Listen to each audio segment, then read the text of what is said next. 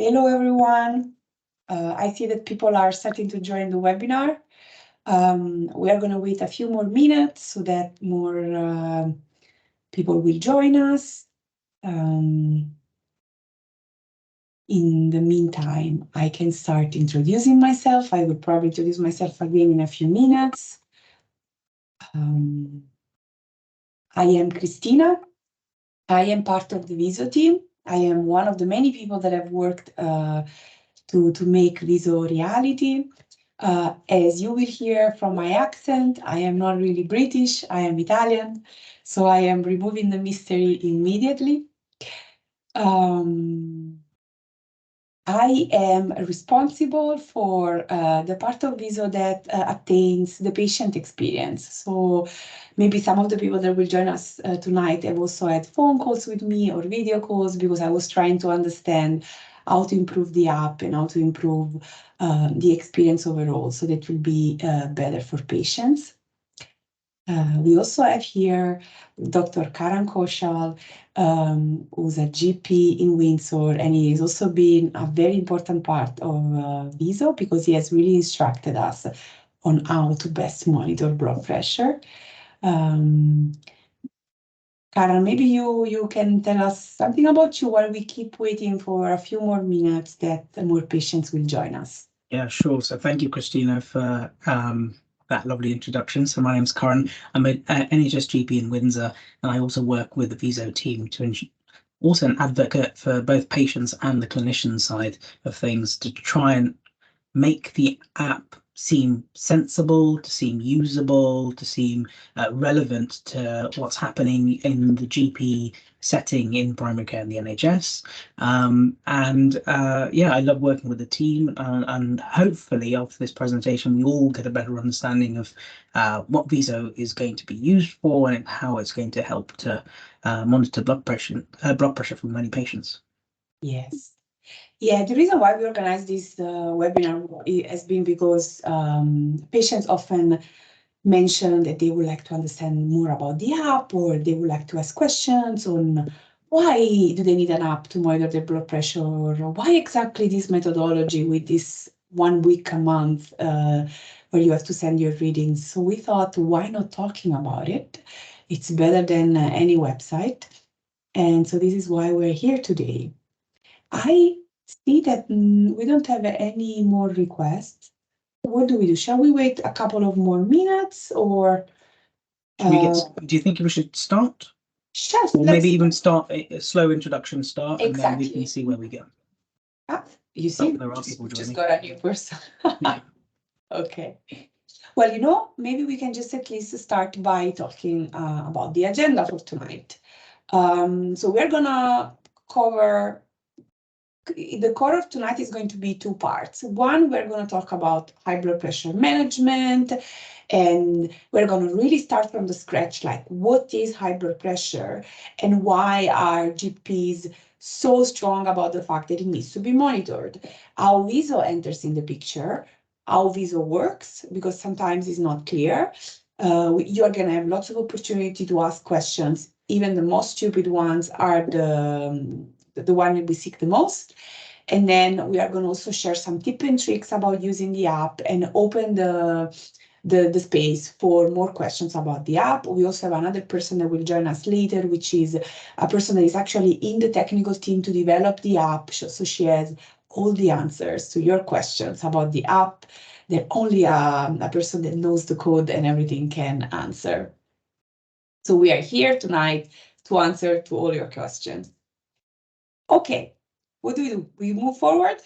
Yeah, so I think one question I have is, Christina, how can people write their questions in? There is a place for them to do so. Very good point. So we have a chat on the side.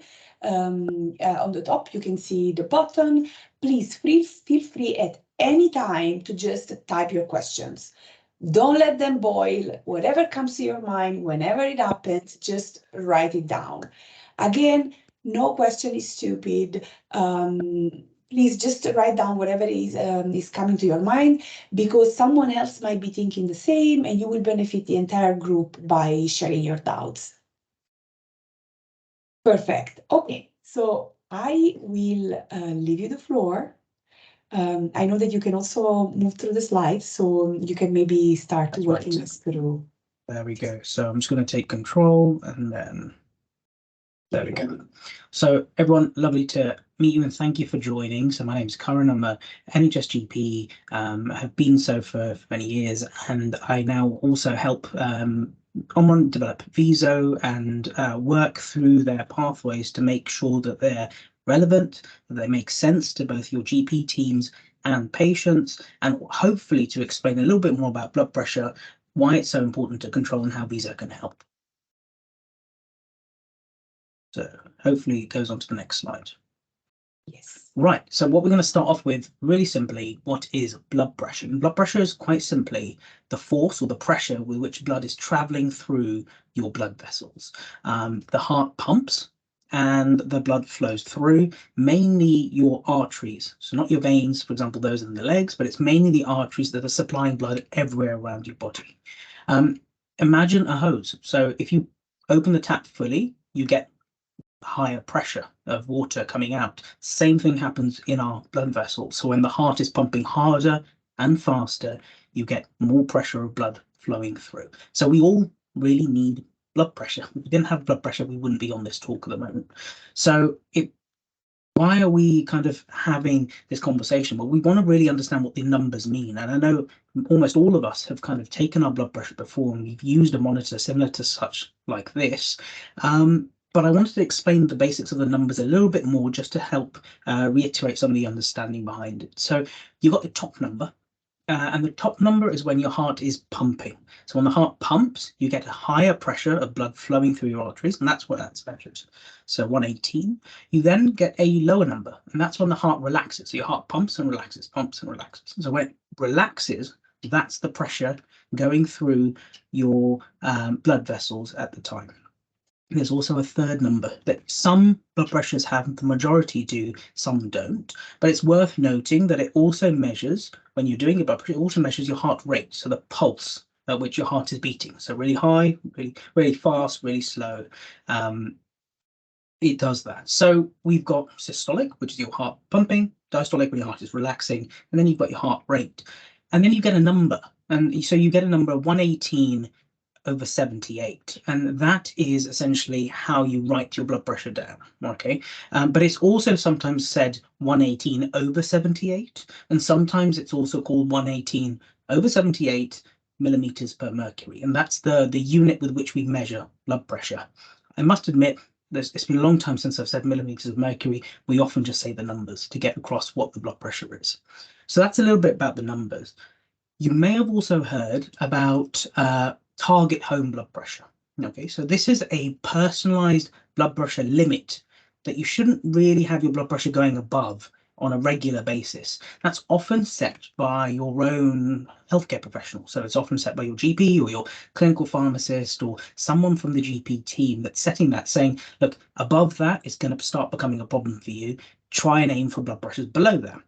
And we, like I said, this is personalized, so this is not going to be for everyone on this call, and it depends on certain conditions. So, for example, if you have diabetes, it's a slightly different target. But what we aim for patients less than the age of 80, we often suggest a blood pressure of 135/85 is roughly, sorry, my cursor's not working at the moment. There we go, 135/85. And that's roughly the blood pressure at which it's kind of the limit, right? We don't really want your blood pressure going up higher than that. And if you're over the age of 80 years, we're looking for a blood pressure of 145/85. So you can notice that the top number, if you're over the age of 80, is slightly higher. And that happens because as we all get older, our vessels become very stiff. And that stiffness means that naturally your blood pressure will be slightly higher. So there's something to take into consideration. I've just seen there's lots more people joining. But shall I just briefly introduce myself? So I'm one of the GPs. We work at Viso, and we're just having a discussion on blood pressure, and we're just going to take you through what blood pressure is, why it's so important to measure, and how Viso can help. So on to the next slide. Let's see if it changes. Does anyone have a doubt regarding what we just explained? Just to have a first break. Yeah, please write in your questions right in the chat. I don't think anyone is typing, so we can keep going. So here's a question for everyone. So if you are generally feeling well, we have a question. Yes. Oh, go for it. Keep going, keep going. So shall I go? Okay, fine. Yeah. So if you are generally feeling well, when does high blood pressure readings become a problem? Right. So it's a question I often get asked by my patients, and they often phone me to say, look, I've had this massively high reading. What do I do? So the question is, when you have a high blood pressure, when is it a problem? Is it a one-off reading of high blood pressure and you're otherwise feeling well? Or is it repeatedly high blood pressure readings taken on different occasions and also feeling well? The actual answer is one-off readings don't give us too much information. It's actually the repeated high blood pressure readings taken on different occasions, even when you're relaxed, that starts becoming a problem. Okay, so that's what we're interested in. We want to know what's happening, not just one blood pressure reading, but multiple blood pressure readings over time. It gives us as GPs way more information as to what we need to do to try and help lower that blood pressure down. So Karan, this is the reason why if I go to my doctor in a period that I'm very stressed and they see that my blood pressure is high, they might not put me on blood pressure meds because it could just be circumstantial. Exactly. So you can't just rely on one blood pressure reading. We want multiple, right? And what we're going to discuss in a few slides forward is how you monitor your blood pressure and how do you accurately know that you're monitoring your blood pressure in a way that's going to be accurate. Okay, because your clinical team, your GP team, need to rely on those readings to make decisions with you. So that's really, really important. So why is high blood pressure a problem? Now, high blood pressure is a problem for a number of reasons. The two main ones are this. If you've got lots of pressure, high pressure of blood flowing through your blood vessels, that means that your heart is pumping harder and faster. So you're straining the heart, number one. Okay. And number two, the high pressure of blood going through the blood vessels starts causing damage to the lining of your blood vessels. When you start causing damage to the lining of your blood vessels, they start to clog up with gunk. Okay, so it's something called atheroma. So that this diagram just kind of highlights what with normal blood pressure, the insides are much wider, but when you start becoming hypertensive, when you have very high blood pressure, they start to narrow down. That therefore affects the blood flow to all the organs that your blood vessels supply. So that can have an impact on your brain vessels, causing a stroke, your heart vessels, causing heart attack, so on and so forth. So kidneys, sexual dysfunction, and also problems with your vision. It can really affect any vessel in the body. And that's why we, as a kind of a medical fraternity, are so worried about blood pressure, because most of the people that have high blood pressure don't know they have it. The only way you know you have it is if you've generally checked. There are a very small minority of patients that actually present with headaches, visual problems, heart attacks, strokes, never knowing that they had, but it's kind of too late. They've already had the problem occur. So we call this, it's an ominous name, we call it the silent killer. And it is for that reason, because lots of people don't even know they have it, but it can cause such bad side effects of having it for a long period of time. So that's why high blood pressure is bad. So then even when the vessels look like I see it in this image, so there is so little distance, still people will not feel anything. No, they might not, until it kind of becomes fully, so the reason you have a stroke and a heart attack is majority of the time you've completely blocked that blood vessel. And that's the only time you present with pain or stroke symptoms. But it's too late at that point. It is too late, but it's never too late to kind of control, because if you've been identified as having high blood pressure, now is the time to control it, to prevent these complications from happening. And that's why it's so important. So next slide, let's have a look. It's taking a little while, isn't it? Yeah. There we go. So I often get asked by my patients, well, what can I do about my high blood pressure? Okay. And my motto is this: you make a change and you monitor, because you can't make all the good changes in your lifestyle all at once, because you're not going to know what's working, what's having an effect on your blood pressure. It's really hard to do, trust me. I mean, I've tried to make lifestyle changes, and one change over a period of time is okay, but making 5 different changes to your smoking, alcohol, and weight, it's really, really difficult to do. So I often say make small changes and monitor. Okay, and we'll go through but the mainstay of actually managing high blood pressure is actually medications.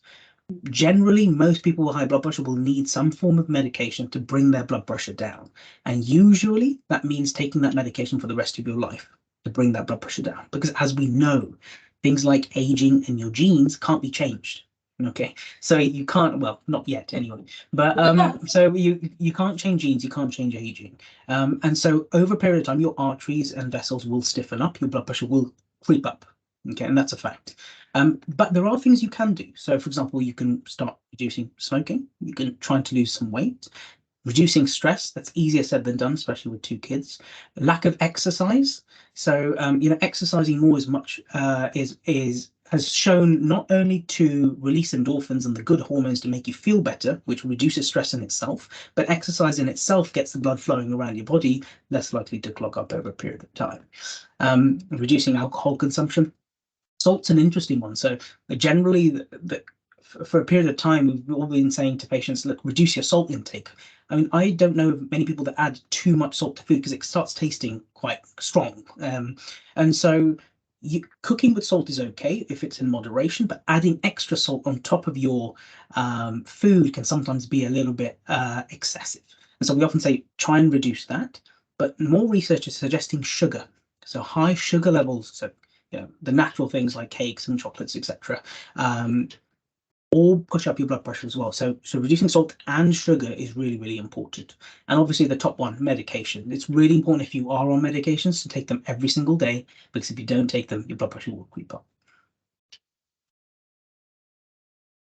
Perfect. So we do have a few questions. I think. Do you want to go through them now? Whatever you prefer. If I'm interrupting the flow now, or I can't remember what the next slide was. So it depends on that. So let me tell you. Maybe one question is if I ask it now, if it's fresh to what you just said. So Louis Van Beek was asking us, is it true that if your systolic reading is too high, that there is something wrong with your heart valve? Not necessarily. So lots of people that have high blood pressure have something called essential hypertension. So there's no cause for it that we can find. Okay. However, there is a subset of people that do have either structural problems with the heart or kidney problems or other issues that then causes their blood pressure. So we call that primary and secondary hypertension. So if you have high blood pressure, it's called hypertension if you're diagnosed with it. Primary means we can't find a cause. It just happens. Maybe it's the genes, maybe it's part of the aging process, and that's why it's happened. Secondary causes, often because of a reason. So it happens because of the heart issue or kidney issue. So it's not always the case. So there's some truth in that for sure, but it's a very specific thing. We also have another question about a blood pressure monitor, but I think we can cover that later because we're going to talk about measuring the blood pressure at home. Yeah. Okay, cool. And then James Gamman, I also see another question, and I will also pick your question a little bit later because I think it's fitting with what you are going to say. Okay, great. Excellent. So let's move on. So the question we get generally asked is, why have I been asked to use Viso, right? What usually and traditionally happens, and still in my practice, we get patients in every year to take their blood pressure with the nurse. We say it's yes, yay or nay. We do an annual blood check and a urine check, and then we say, hey, everything's okay, go home. If you can monitor your blood pressure, great. But really, it's 12 months until we see that patient again. It's hard to make an appointment with a GP, trust me. I am a GP, but I'm also a patient as well. So it's hard to make that reappointment after a year. And we do sometimes forget to kind of monitor and measure this again. So it could be a number of years before we've then measured blood pressure again. And so in that period of time, as we know, as we age, blood pressure will increase. We may be missing some cases there. And so that's the reason why Viso was developed, to allow patients to accurately monitor their blood pressure at home in a way that the GPs can rely on to make decisions. And that's why the GP teams can make quicker, suggested, personalized targets and changes to your treatment plans. We've got an evidence-based approach. So this is like proven from evidence from Oxford that when patients measure their blood pressure at home, you get much better results than if you rely on clinic readings built with the help of doctors, and it helps you connect with your GP team. There's no longer the 8 a.m. rush about your blood pressure. It's done automatically. The GP team will be notified, and if anything needs to happen, the onus is on them to then contact you to try and get that done to control your blood pressure. Karen, I have a question here. Yeah. I often speak with patients and they tell me, I've spoken with patients that were on blood pressure meds from 12 years. And they were telling me, I am fine. I don't feel any symptom. I see my doctor once a year. The meds have been the same for the last 5 years. Why are you now asking me to measure my blood pressure every month? Yeah. It's a huge effort. I don't understand what's the point. Yeah, no doubt. It is a huge effort, but actually having high blood pressure, like we've said, silent killers, hypertension, you can go many years without symptoms and your arteries slowly clogging up. So if you're on certain medications and you're not measuring your blood pressure correctly, how do you know that they're working, right? That one-off check at the GP surgery might not be enough. And so having regular monitoring throughout the year at home when you're relaxed gives us way more information. This is a way for the surgery to know for sure if you need more attention or if you are really in a good state and you are stable. Exactly. So we'll talk about this in a little bit, but there has to be a specific way in which patients monitor their blood pressure at home in order for it to be accurate. So random readings once a day for 4 days isn't enough, right? It has to be done in a specific way. But we'll go through the details of that in the next slides to go. Okay. So let me tell you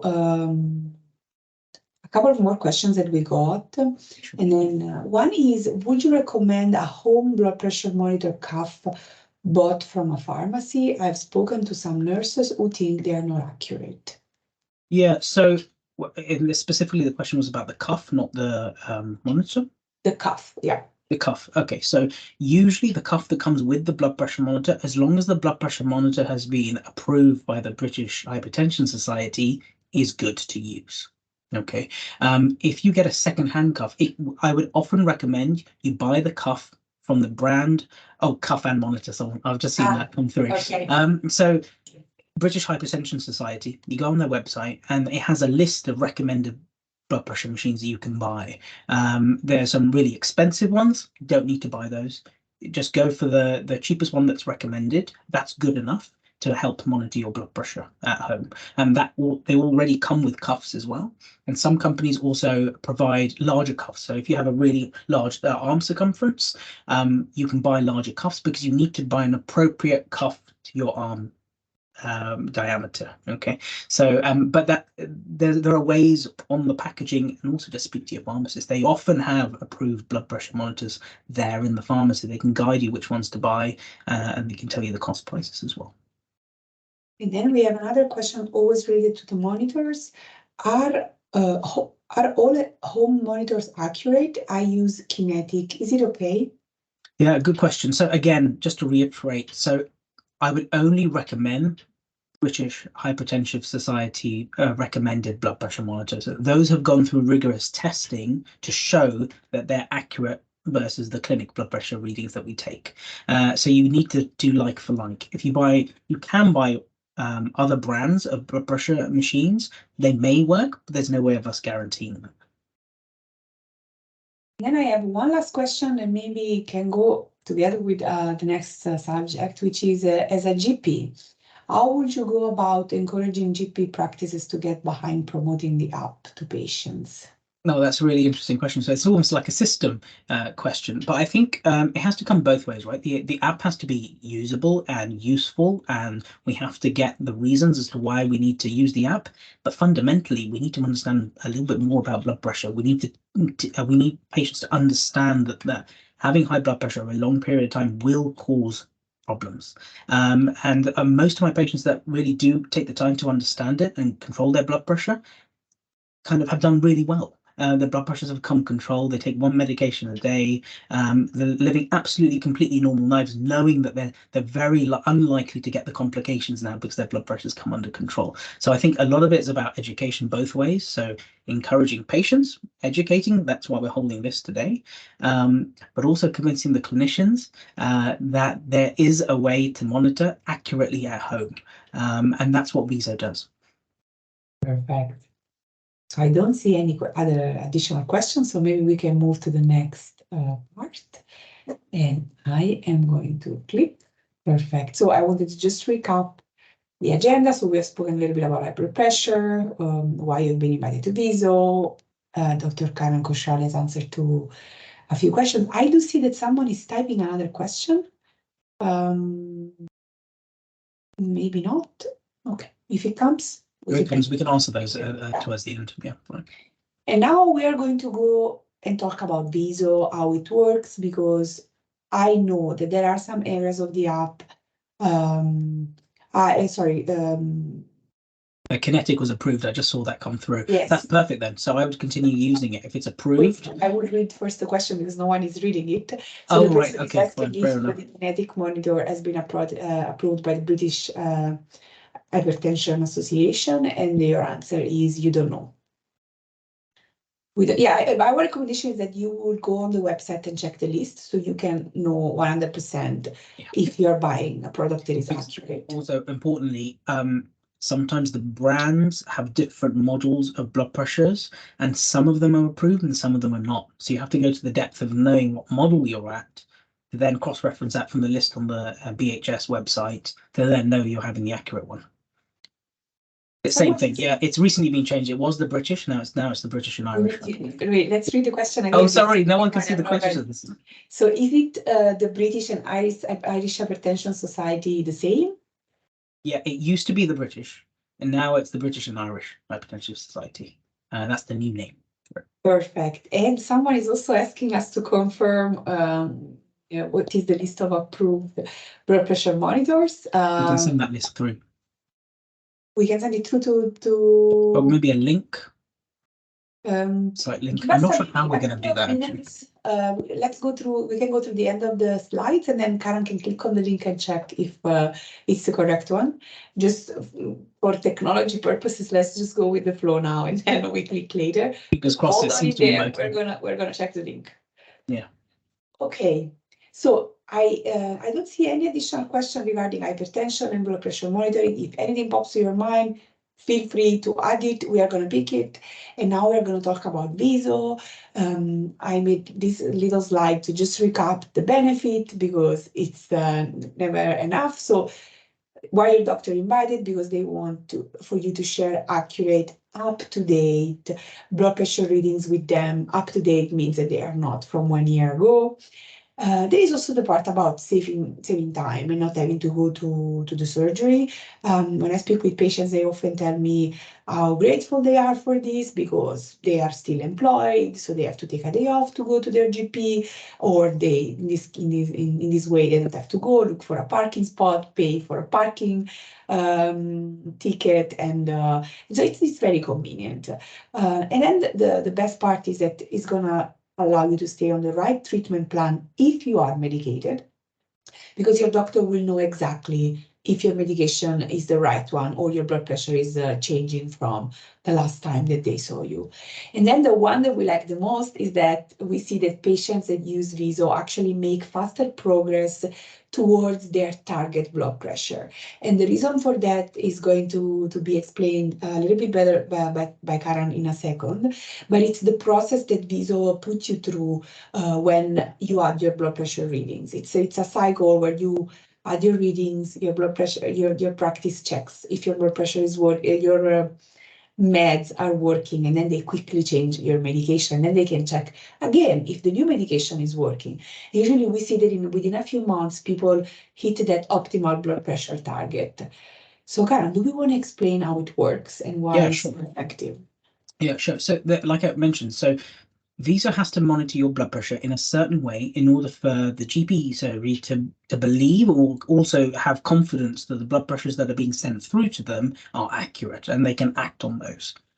So we've developed something called check-ins.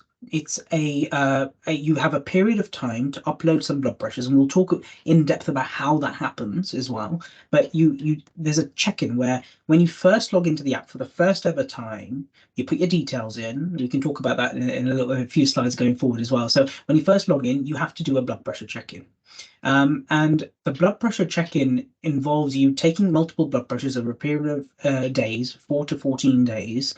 And from that, Viso will calculate whether your blood pressure is within that target that's been set by your GP surgery, or above that. or you've either missed that measurement week. And so I want to explain what happens with Viso. So in the app, it will guide you through how to take your blood pressures and how many and for how many days. The green tick means that you've completed the blood pressure and your blood pressure is normal. It's within normal range. You won't be asked to do another check-in for around about 6 months' time. Okay, so it avoids you having to put your blood pressure in every single week, every single month, if your blood pressure is normal. We want to do those regular checks, but we're still doing twice as many checks as what you would do at your GP surgery. And again, at 6 months' time, if you check your blood pressure again and you get and your blood pressure is within the target, then you only have to do it again in 6 months' time.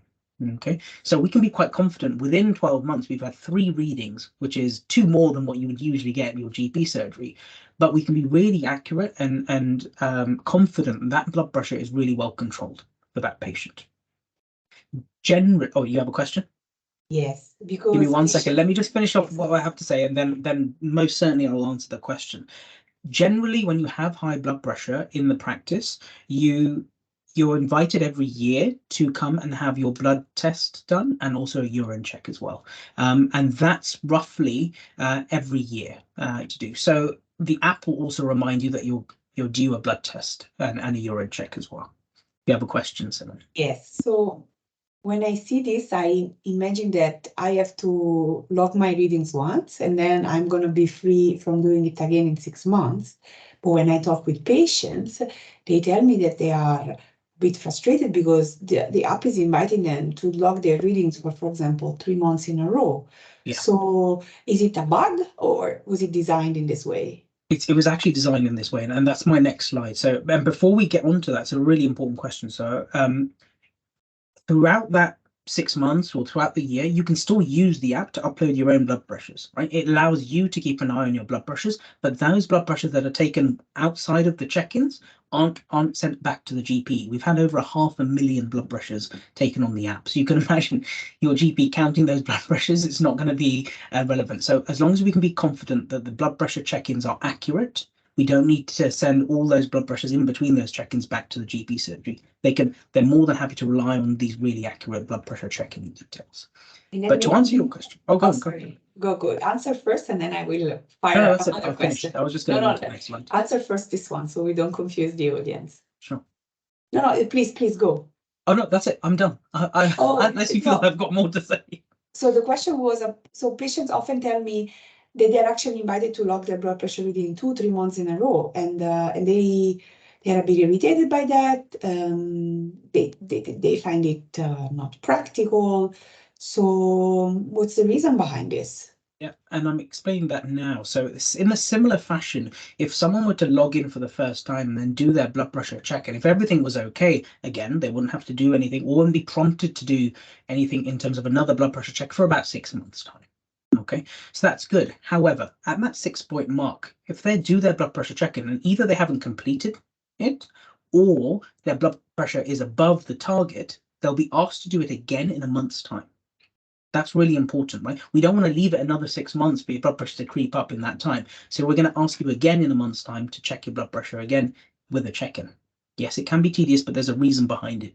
So you'll be asked at another month's time to check your blood pressure. Now, at this point, if your blood pressure is, again, outside of your target range, we have to notify someone, right? Because your blood pressure is out of target range. Viso's confirmed these readings are accurate. Someone needs to take some action. So we send that information to the GP surgery. Whoever it is at the GP surgery on the other end that's looking through this will say, actually, we know that these results are accurate. We now need to act on this. And what they might suggest is a medication change, either starting or stopping, or they might have a conversation with the patient to say, look, maybe we need to work on these lifestyle changes and see whether it makes a difference.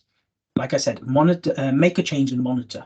So when you do make a change, you have to monitor that change. You have to know whether your blood pressure is either creeping up or coming back down or staying as it is.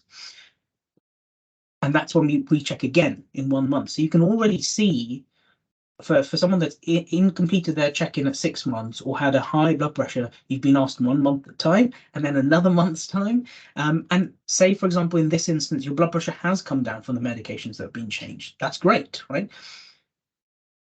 Your GP or someone at the team might be extra vigilant. They might actually want to say, okay, we've checked 1 month afterwards, but I want to do another check just to make sure that this medication is working. We don't need to increase the dose. And some people may be asked to do another month of readings. Now, each blood pressure check-in, the minimum you have to do is 4 days. If as long as you do 4 days at each check-in, that's all you need to do. Okay, but I'll tell you where that comes a little bit more complicated on the next slide and how we measure and we do a blood pressure check-in. But again, once you've done your blood pressure check-ins, and if it's all okay, and we've confirmed it's all okay, you won't be asked to do it again for another 6 months. So there's a cycle, there's a reasoning and understanding behind why we're asking patients to do this on a regular basis. What would have otherwise happened in between, in normal clinical practices, we probably would have missed this. And so by missing it, they're not on the correct medications, and then we randomly check in a year's time. We can't be confident of the reading, and then we just say, yeah, it's probably okay. We'll see you in a year's time. Then that's 2 years gone. And so we need to keep a close eye on patients, and this is the understanding behind it. So then when I see this slide, I also think that it's important to explain to patients why we request to add the readings in a specific week, because one of the feedback that I often receive is, why can I not just add the readings at any point in the month and that be taken by the doctor? And the reason is related to the medication change very often, right, Karan? Can you tell us more? Yeah, exactly that. So if we've changed the medication, we need to be sure that that medication is working. And we often say in a month's time, it probably takes a week or two for the medication to start working, and then another few weeks for you to get used to the medication. And then we want to see whether it works or not. If it hasn't worked, we need to change that medication or change the dose, or suggest and have a conversation with the patient about doing something different. And so that's why it's really important to measure in a month's time. Does that answer the question? Shall we go on to the next slide? I can also add a little bit on top of this. Yeah, sure. That you can, when you get a medication change, you get that change communicated through Viso, and you will mark into Viso that you have received your new medication, and then Viso will start counting the day to know when supposedly the medication is effective, and only at that point you will be invited to a new measurement week. And this is to make sure that the data that your GP surgery receives is actually accurate. And Karan, what would happen here, that after the second blood pressure check-in, if the person is not on target yet, there would be another change of medication until the surgery brings the patient to... Yeah, we need to make sure that change that we're making is followed up and we can be confident the blood pressure is coming down, because if it's not coming down, there's no point in making those changes. Yeah, so I'm just going to go on to the next slide, because what's really important, and probably people are asking, what is a blood pressure check-in? And I want to explain how we monitor blood pressure at home, what a check-in and what it entails to perform a check-in. So unfortunately, it's more of listening to me, but hopefully, let's see the next slide. Am I clicking? It's a little bit frozen. Okay, fine. So how should I check my blood pressure at home? It's quite important to check your blood pressure in a specific way, and it often means you have to be in a relaxed situation. Like I said, 2 kids is not a relaxed situation, so I wait until they go to nursery or school, and then have some silence, sit on a table, put your arm out and put the cuff on. You put the cuff on, and let me just try and do that now. So I'm going to demonstrate. I know you've probably all taken your blood pressures, but it's no harm in demonstrating. Putting it onto my arm. Your legs are on the floor, right? They are not crossed. Legs are on the floor. I'm relaxed, I think. And I'm sat on a table. My arm is out onto the table. And maybe I should lower this down a little bit. There we go. So my arm is out onto the table, and then I just press the button. At this point, Karan is not going to say any word, because you cannot talk while you're recording you're measuring your blood pressure. Otherwise, that will interfere with the accuracy of the machine. And this is why it's only me talking. This machine, I think, takes 1 minute or maybe around that time to give us a response. So as you can see, Karan is very diligent in not making any sound, and also trying to control his emotions, so that it doesn't alter the response of the measurement. I had to try really hard to control that laughter, but it was, so I've got a blood pressure reading of 133/79, which is not actually very good. That's probably because you were making me laugh. So maybe I need to be on Viso and monitor my blood pressure. But Karan, we have actually a very good question. Someone asked, is it the left or the right arm? yeah, it depends. So some people have a higher blood pressure in one arm or the other. You generally, when you've gone to your GP surgery and they've confirmed, because you can sometimes have a difference in blood pressure, you'll be often asked which blood pressure arm to check in. So if you generally have a lower blood pressure in one arm, they often say go with the lower one because that's the baseline, right? So your other arm might be slightly abnormal in terms of it's got slightly elevated blood pressure, and that's generally the rule. So you go with the lower blood pressure arm. So you don't want to overdiagnose people with high blood pressure if one arm is showing a lower blood pressure. So it depends on previous readings. But essentially, so I sat there, tried really hard not to laugh. But I took one reading, and actually what I did was click my cuff off, which I shouldn't have because I got overexcited. So I should have left the cuff on and then just sit there for 1 minute. And that's literally sitting there doing nothing. There's no drinking tea, no communication, no talking. Sit there for 1 minute and then press the button again. And then you get another set of readings. So in one sitting, you're meant to get 2 readings. And that's really important because one reading could be falsely elevated, and we need to make sure that's not elevated. And so that's why we rest for a minute and then take the second reading. I was just reading there was a question that came through, right? Yes, must your arm being without clothing? Generally, when I take blood pressures, I often ask people to take roll their sleeves up, but not too tight, right? So ideally, it should be like a t-shirt arm is what I often say, because you're not rolling up, you're not compressing anything there by rolling up your sleeves. If you've got full access to your arm up to this point, that's what I say is the best way to monitor. You can sometimes cuffs say you can put it over a thin shirt. That's possible as well, but why add that anomaly, right? So I would often say naked skin. Perfect. So then Viso will also request you to add 2 readings, and I know it's a bit annoying that you need to wait for that on the table, but it's very important that you don't remove the monitor and then you just wait and add the next reading right away. That's the good thing about Viso. It will guide you. It will say, put your first reading in, wait a minute, and then put in your other reading in. So it kind of guides you. Let's have a look. So the next slide. We also have another question. Shall we just save those questions to the morning? Let me just finish this. Yes, I wanted to reassure you because he also asked the same before. So we're going to pick it up at the end, and so we can now continue with the flow regarding the blood pressure check-in. Yeah, so how do I complete a blood pressure check-in is often the question we get asked, and it's generally quite simple. You have to do 2 measurements like I've just shown now in the morning and 2 measurements in the evening. And Viso requires a minimum of 4 full days of readings. Okay. Yes. So it's only 4 full days, but often people say that they're often asked to do way more than 4 full readings of days. And that's because they haven't completed the full 2 measurements morning and evening for 4 full days. Does that help to explain it? I think I wanna add a couple of things here because I had a lot of conversations with patients. So the app by default shares a notification at 10 in the morning, but this does not mean that Viso has an expectation that the reading must be done at 10. The reason why you get that notification at 10 and you read 10 on your app is because you can set up a reminder for 10 in the morning. But any reading from midnight to noon are considered morning readings. So if you go to work at 6 and you want to take the blood pressure reading at 5, we are more than happy to receive it. Please disregard the fact that it's written 10 a.m. on your home screen of the app. And you can even change the reminder by going to the settings in the app. It's written menu and then tapping on reminders and changing the time.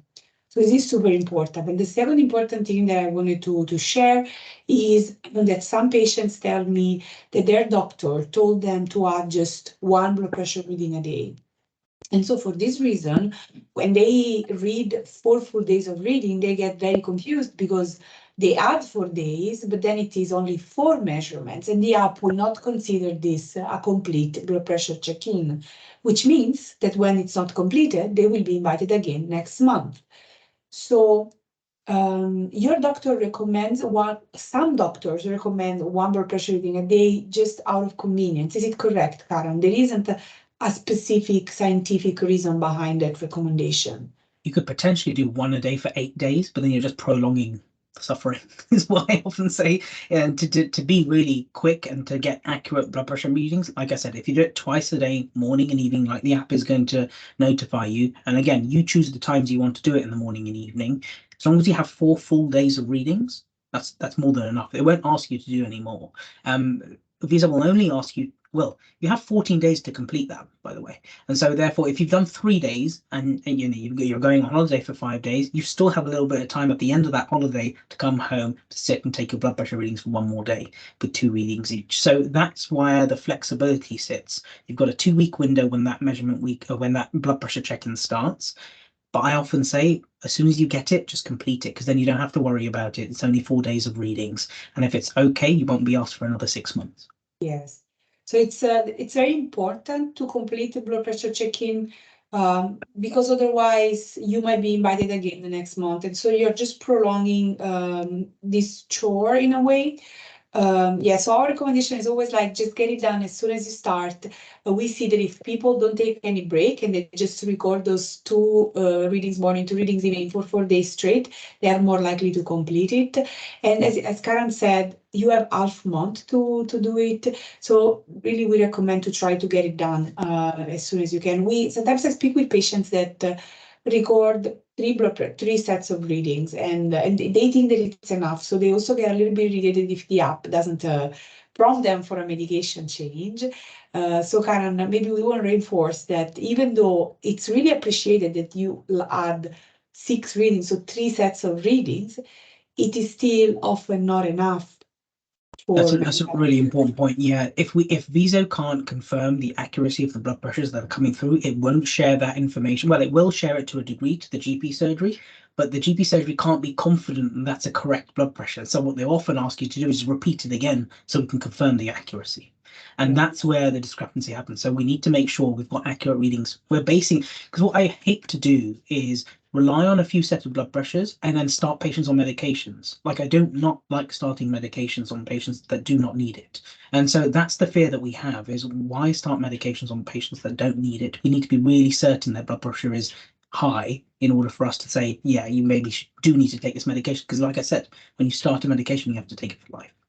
Yeah, or increase a medication. So patients might be already on medication, and then just because they had a bad week, that medication, those 3-4 blood pressure readings that they put were high, but their status is not needing to add. Okay, I do see that a person asked, what does it mean completing a blood pressure check-in? So I do think we clarified that it meant adding either 8 pair of readings or completing 4 days with blood pressure readings in the morning and in the evening.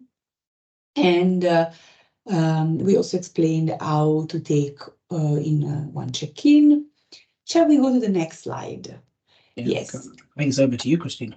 But then before we go there on tips on the apps, shall we answer to the question that Louise asked us a couple of times? Yeah, what was it? So he or she was asking us, is there a herbal vitamin option to prescribed medicine? There's no prescribable, that's a good question. I don't think there's a prescribable herbal remedy. It's often medications that been kind of the traditional medications that we give for high blood pressure, which we kind of know work. But I would say if you're considering taking a herbal medication, like some of my patients have been, what they do is they try and book an appointment. And I say try because it is sometimes difficult to get in touch with your GP, but make that appointment and discuss it with them, right? Because they can look through that herbal medication, they can see whether it might be useful for you, whether it will interact with any of the other medications you're taking, and then maybe make a recommendation. Now, they can't say definitely take it, but then what they will say is it's unlikely to interact with your other medication. Give it a go. Okay, but they also need to be aware of possible side effects of those, because everything usually generally has a side effect, and so we need to make sure that they don't have severe side effects and just make you aware of that. And so, but I'm all for trying different things to try and help lower your blood pressure, and if that works for you and it can be proven and you're doing it in a safe way with your GP, absolutely. And maybe it is also a good opportunity for us to ask people if they have other questions regarding the blood pressure check-in, if they encounter things that made them, created some doubts. Wonderful, Louise, appreciating your answer. Does anyone else have any other question regarding the blood pressure check-in? A couple of minutes, but I don't see anyone typing. Please let us know if you do. We are very keen in answering anything. So then we can just go to and look a little bit at the app. Actually, we have another question. It's this person is 72 and is wondering what should be their reading. So it's an important question. Like when I talked about the blood pressure targets in the beginning of the presentation, I said that there's general personalized set targets from your healthcare professionals. Generally speaking, if you're less than the age of 80, provided you have no other medical conditions, we're aiming for a blood pressure of around about 135/85 at home. Okay, so we're looking at your average blood pressure reading being 135/85 and below. It's not a target to reach, which sometimes people think that they need to reach that target. No, anything lower than that is what we're kind of aiming for. We don't want your blood pressure going any higher than that. So 135/85 is the general target, but again, it has to be personalized. So you need that advice from your GP team on whether that's appropriate for you. For example, if you have diabetes, I often aim for slightly lower blood pressures because of the risks, again, of all the complications with that. And it depends on a number of things as well. So, but general target 135/85. Okay, so let's look a little bit at the app. So the first thing that I wanted to share is how to log into the app. I recorded a little bit of a video. So as you know, you need to use the NHS login to enter Viso. I know that it's annoying for some people, but we really adopted this measure to protect your data in the best way possible. As you know, you have to add your email address, your password, and at this point, the NHS will send you a code that you can see here. Oops, the video stopped. Sorry. Oh my God, I am messing around with technology. Sorry. So the NHS will send you a code. And what I was trying to convey is that you have to tick this box here. Otherwise, if the device is not recorded in the NHS system, you will be sent this SMS every time, prolonging the process, the time that it takes to log in into the app. So just to clarify, Christina, if they don't tick that box when they have that code to put in, they're going to have to be asked that code every single time. Every single time, they will have to wait for this SMS to remember the number and put it in the app. But actually, there is even a way to make it faster to log in into the app. And this is really the method that we recommend the most, which is authorizing the fingerprint or the face recognition. This is the method that I use. I don't know, Karan, if you use face recognition or fingerprint, but this is really the fastest way. Your data is protected because no one else can enter into the app, but it takes 1 second to log in. So I recorded a quick video to show you how to enable this if you have not done it yet. And it's very easy. You just have to go in menu, then you tap into security. And then once you are there, you just have to tap here on a face, authenticate fingerprint. At this point, the system will pop up. Whatever technology is available, it could be the face recognition or the fingerprint, as you can see. Oh, again, move to the next slide. Apologies. As you can see now, my screen becomes black because now my phone was asking for my fingerprint, and then it's saved up, and you can see that it gets blue, which means that from now on, I can just use my fingerprint to log into the Viso app. I would strongly recommend you to follow this tip and authorize whatever biometric you have, so you're going to make the process of adding your blood pressure or marking your medication much faster. On this, though, I did have my mum call me a few weeks ago, and she said she set up face authentication, but she was wearing makeup at the time. And then when the makeup's off, it doesn't recognize her face. So I've now changed that to fingerprint. But Yes, that's one thing to recognize. Sometimes the face doesn't pick you up. And so fingerprint might be sometimes better. Yes, I have fingerprint, and I find it so much quicker than before. Okay, so I made another quick video on how to add the blood pressure into the app. I know this is super intuitive anyways, but I want to walk you through some little quirks of the app. So as you can see, when you go on your home screen, it's written that you need to add your blood pressure at 10 a.m. and 10 p.m. As I mentioned before, you can add it at any time in the morning between midnight and noon. The reason why it's written 10 a.m. is because in the menu, the reminder was set up for 10 in the morning. But it's going to be highly appreciated by your doctor, even if you record it at 6 in the morning. So just please keep that in mind and feel free to add a blood pressure in whatever fits best into your schedule. So then you have to tap on that task. And I also want to share another tip while we see the home screen here. Some patients will tap on the blood pressure request for the evening, and they will tap on that in the morning.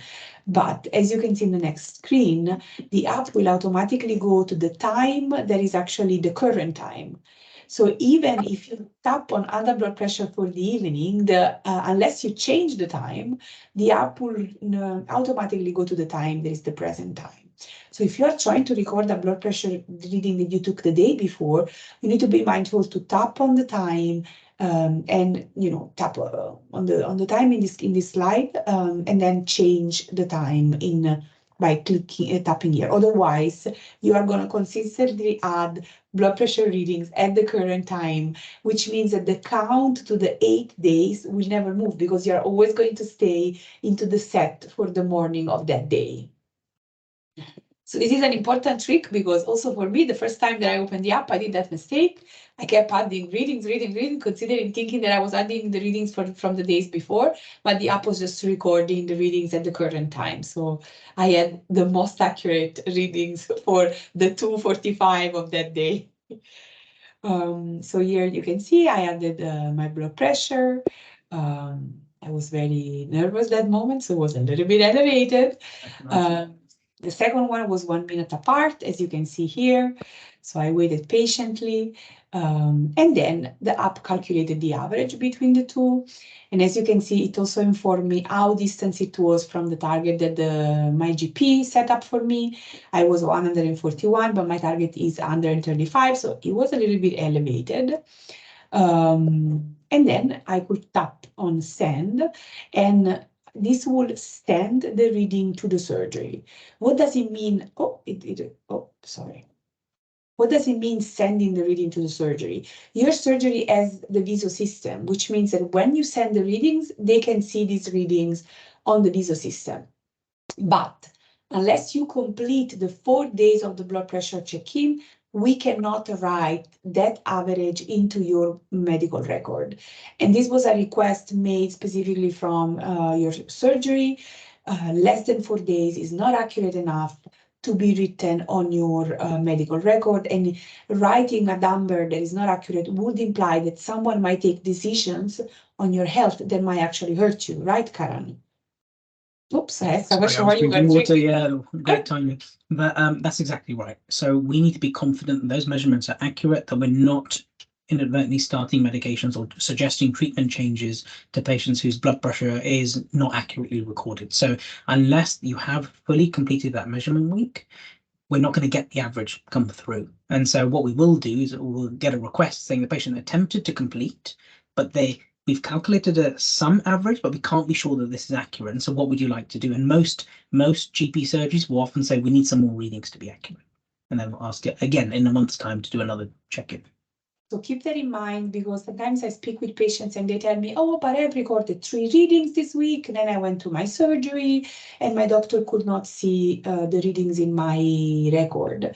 And then I had to explain to them that they needed to record 8 sets of readings or 4 full days before that would be in the record. And it was a little bit of a disappointment for the patient, because they actually managed to schedule an appointment, which for some of them can be quite challenging, and then get to the moment where you are face to face with your doctor and they cannot see the average in your record is quite, it feels like an effort wasted, right, Karan? That's right. And I suppose we developed Viso so that we can identify patients that need an appointment sooner. And so Visa will automatically, as long as you're able to follow the check-ins and complete those, Visa will automatically suggest to the clinicians who needs a review and who needs changes to a treatment plan. So they will get in touch with you automatically. It avoids you having to kind of proactively go and make appointments with your GP surgery, and kind of takes that burden away from the patient, I guess, to a degree. True. But there is a moment when Viso actually asks you to contact your GP surgery, right, Karan? That's right. Then is when the value that's coming through is very high. That's right. So it's two things, right? It's having an excessively high blood pressure. So we're usually talking like the top number being more than 180 and the bottom number being more than 120, and also feeling unwell. Okay. Yes. So what I mean by that is headaches, chest pain, visual problems. That's not normal. That's a really high blood pressure. Someone needs to see you. And then you will get that notification within the app. If you do log that blood pressure in, you're also asked to put a questionnaire. You answer some questions, right? And what you're answering is, do you have any chest pain? Do you have a headache? Do you have any visual problems? Because we need to judge how well or unwell you are so that we can kind of signpost you into the correct places to go. And so in that circumstance, it's rare, but in that circumstance, you will be asked to contact your GP immediately or make your way down to A&E, because that is quite severe. So this actually bridges to another important subject, which is the questionnaire. I've also experienced patients telling me, I'm very bothered by this thing. I just want to send my readings to my doctor. And every month you ask me to answer to this question. And some people actually don't even answer truthfully because in their mind, Viso is only to send readings. But as you were saying, the blood pressure questionnaire is a way to evaluate the full status of the patient and to put into perspective the average of the data that they are getting, right, Karan? Absolutely. If someone's got a slightly above average blood pressure than what their target should be, and one person is saying, actually, I feel completely fine, right? Whereas someone else is saying, actually, I've got some visual problems. Those are two separate things happening with those patients. So you will be signposted, and the treatment and management of that is slightly different to those that have no symptoms whatsoever, because maybe you're getting to a point that's quite critical, that it's changing your vision, right? So, and it might not be related to your high blood pressure, but that's for the medical team to discuss with you and discuss ongoing management for that. So there is some nuances and differences. And I think answering the questionnaire when you do submit your blood pressure check-in is really important. It gives us way more information to help create the best management plan for our patients. Yes. So let's say that your blood pressure was very high, your symptoms were very concerning. You will find a task in the app that tells you, it's often a code message from your GP surgery that asks you to, or just sometimes it's written, contact your GP surgery. And what I wanted to share in this little video is an important, sorry, it went very fast. So an important area of misinterpretation that I sometimes receive from patients. You can have two options here. You can either tap that you have contacted your GP surgery, or you can tap that you will contact them. But be careful, because if you choose the second one, the task will remain unacknowledged. So it will still be present in the I think there is something strange in my video. So when you tap on I will contact my GP later, the task will remain here. Some people think that the task will be automatically cleared when they call the doctor. So some patients have told me, but I spoke with my doctor yesterday, why this task is always there. For us, it's not really possible to track the phone calls that the practice receives. So technologically speaking, this is not possible for us. So you really need to go there and let Viso know that you have spoken with your GP. Otherwise, Viso will still keep their action for you to be completed. Karan, did you want to say something? I saw that you were. Yeah, so I just want to confirm. So if you do get a message to contact your GP, you have to manually confirm that you have contacted them, correct? Yes. In order to clear that alert. Okay. Exactly. Luis, I see your question. Could you add a little bit more details? Because just by what you write now, I can't guess for what reason your practice needed to contact you. So if you don't mind writing a little bit more information, that would help us give you an answer. So I also wanted to show you and talk a little bit about the medication change and how that unfolds into the Viso app. I recorded another video and I hope this one will be easier to be played. So as you can see, there is a task on the home of the page which says review new change in medication. This means that your practice is proposing a change in your medication treatment, in your medical treatment. So if you tap on that, you see here a very detailed description and even a little bit of a message that your practice has written for you, and the name of the medication, the quantity, and how many times a day you should take it. If you tap on next, at this point, you can actually decide. I see that the video is not playing. Yeah. You can actually decide whether you want to accept or reject this recommendation. In this case, for the purpose of, well, I would usually agree with my doctor, so I would accept it, and I've done the same here. And so you can see description of what is happening and what will happen next, which is that when your GP reviews your choice, they will then make a prescription for a medication, and then at that point you need to pick it up at the pharmacy. Okay, tap on got it, and little by little my video is going to move to the next screen. Here we go. What's happening? The video is black. Okay, so we go to the next slide. Apologies for the video. And I want to show you in the next video what happens once your practice see that you have agreed with the medication change. You will receive an update medication schedule task, which means you will be said that you will be told that the prescription is ready at the pharmacy, and this is the point where it's very important. You need to confirm that you have picked up the prescription. When the moment you do that, Viso starts counting the day, and usually takes 21 days for the medication to be fully working in your body, and at that point you will be invited to a measurement week to confirm whether the medication is working and impacting your blood pressure or not.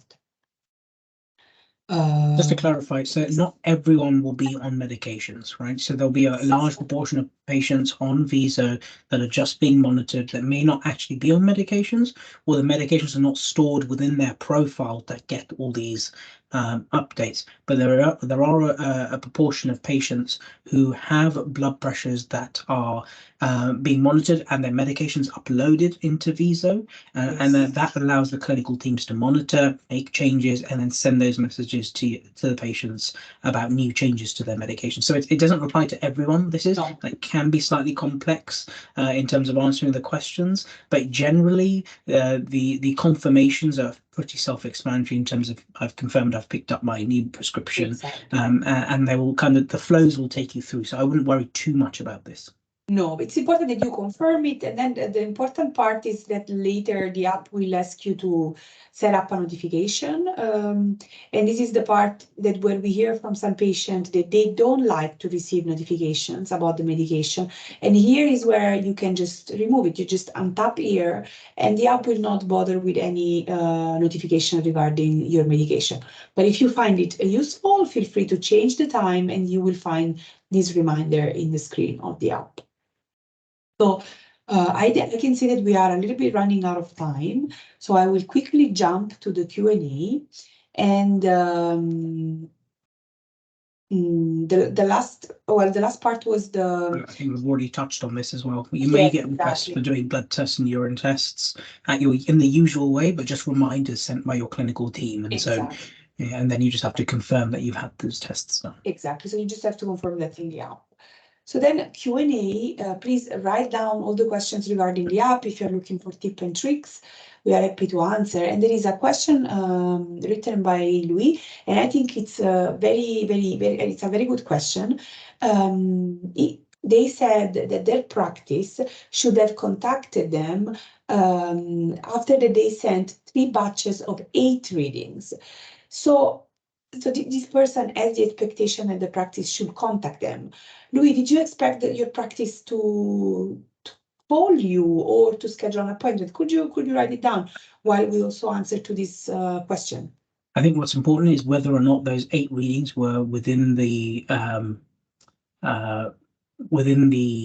check-in request time. right? So if it's within those 14 days and they've had those readings, Viso will automatically do that and kind of notify the GP surgery. If it's done outside of those check-ins, then again, they're not necessarily going to be sent to the GP to monitor. So those check-ins are really important to complete in full. But I think, sorry, let me just say this better.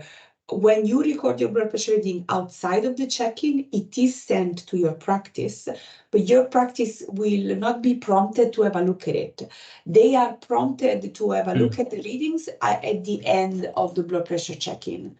So if you have sent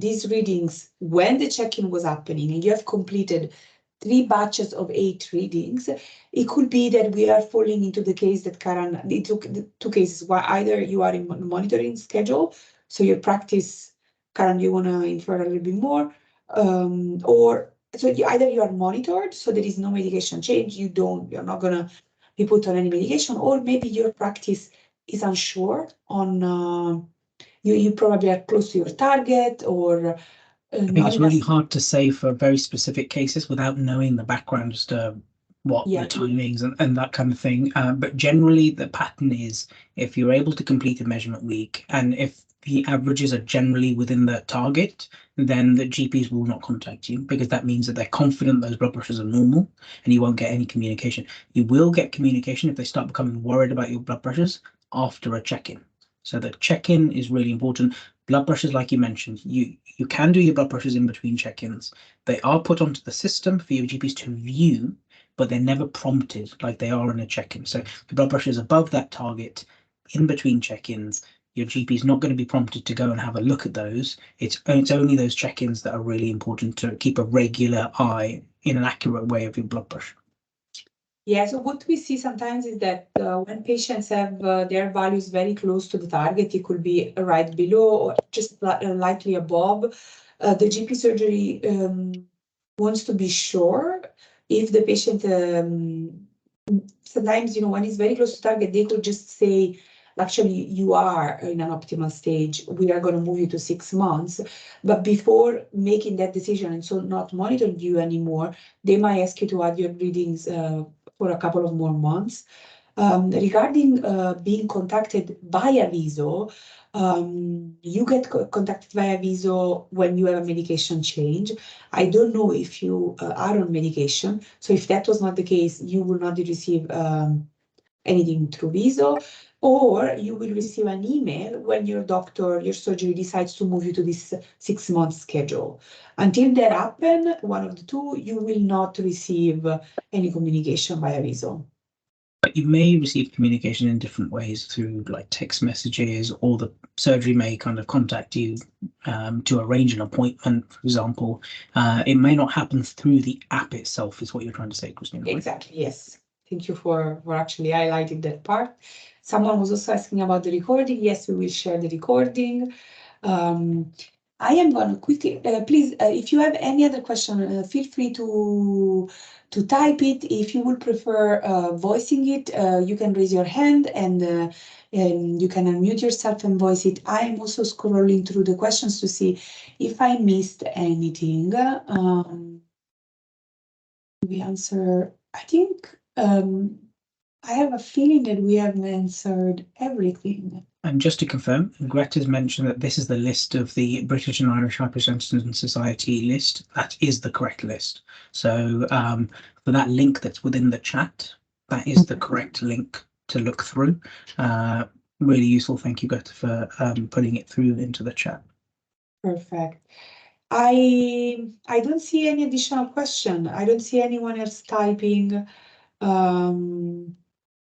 I would interrupt then, close our webinar then. I don't know if leaving a couple of additional minutes for questions. Please feel free to ask anything about Viso. I have really appreciated Louis and all the great questions that they put. Feel free to type anything that is passing through your mind, anything that is not clear. We have also Ray here. She's a member of our team. She's our expert. She knows everything about the app, ins and out. Hello, Ray. Thank you, Christina, because I just jumped in because I want to add something to Louise's question. On the application on your Viso app, actually, when you have completed your check-in, so that's what I'm thinking you say you have done, because you have sent 8 readings in 3 batches of them. So every time you complete the reading in the app, right at the top of the home screen, you can tap on that to check your results. And there is more details of like what your average for that was. And we will also indicate to you whether this average is above or below the target that your doctor has set for you on Viso. So I think because we cannot answer that question without knowing what was your blood pressure, and I don't think this is the place to share it, but you can always check in the app, like just make sure, if you are below target, then I think that's what Christina and Karen have been saying. That means your check-in went well and your doctor may not be contacting you. But if you have been above target, like for all your 3 check-ins, you could also reach out to your GP. If you don't think they have the time for that, then you can also reach out to Viso Consumer Care. We can check if there's anything that maybe is there something wrong with the readings that you're sending in? So please also, maybe that's one way that we can help you a bit more. Perfect. Thank you, Ray, for stepping in and adding additional clarity. No one else has written any questions, so I will let everyone go so that you can enjoy your evening in the middle of the week. I want to thank everyone for joining us tonight. Dr. Karan Koshal, thank you so much for enlightening us with all this information. Ray, thank you also for having been here through the entire webinar. We wanted the best knowledge in case we would have received tough technical questions. Thank you for all the doctors and the patients that joined us tonight. It was a pleasure for us to have you. It was a pleasure for us to share any information we had. I wish we could have seen you all and we could have gotten to know each other. So, we care a lot about how you feel about the app, and we are doing our best to make the app better and better every time. Thank you for your thank you. It's very encouraging. And we will see each other on Viso, but not via Face. Goodbye, everyone. Everyone.